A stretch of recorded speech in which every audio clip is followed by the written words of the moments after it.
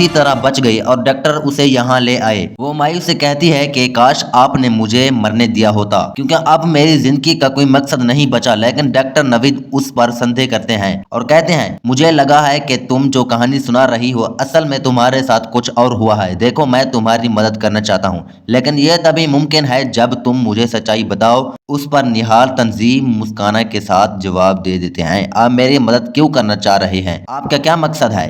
ये भी तो बता दीजिए, क्योंकि मैंने तो हमेशा देखा है कि इस दुनिया में कोई भी बिना मतलब के किसी मदद नहीं करता। डॉक्टर नवीद, जो निहाल को अपनी बेटी की तरह मनाकर यहाँ लाए थे, सोचते हैं कि इससे पहले कि निहाल उनके बारे में कोई गलत फहमी न माने, मैं इसे सच्चाई बता देता हूँ। वो गहरी सांस लेते हुए बताते हैं, कुछ ही दिन पहले मेरी बेटी का इंतकाल हो गया था। मैं उसी कब्र पर फूल चढ़ाने गया था और वहीं मुझे तुम मिली। तुम बिल्कुल मेरी बेटी की हमर हो और शायद उसी वजह से मैं खुद को तुम्हारी मदद करने से रोक नहीं पाया। डॉक्टर नवीद की आंखों में आंसू आ रहे थे। शर्मिंदगी महसूस होते हुए उसे एहसास होता है कि उसने एक ऐसे फरिश्ता सिर्फ इंसान किया जो उस मतलबी, खुद गर्ज और संग दिल दुनिया में एक नया मिसाल है। निहाल डॉक्टर नवीद से माफी मांगती है और अपनी पूरी जिंदगी की कहानी उनके सामने बयान करती है। डॉक्टर नवीद धीरे धीरे से कहता है, धीरे धीरे से पूछता है, वैसे तुम्हारा शौहर कौन है? जैसे ही निहाल जो अर्शा का नाम लेती है, डॉक्टर नवीद चूम कर रह जाते हैं। उन्हें यकीन ही नहीं आता, क्योंकि वो जो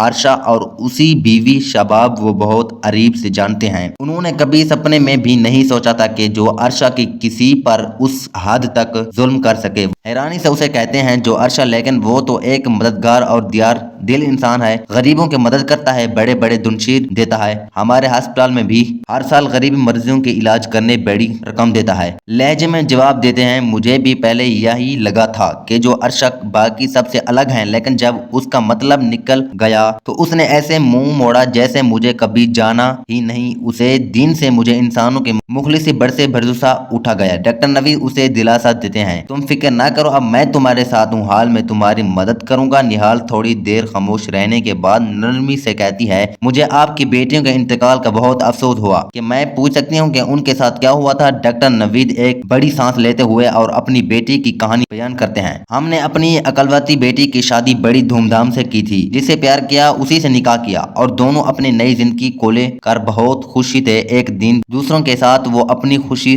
करने गए, लेकिन हमें क्या पता था कि हमारी बेटी की मियत वापस आएगी। वो घड़ी आवाज में बताती है, दर्द असल एक लड़का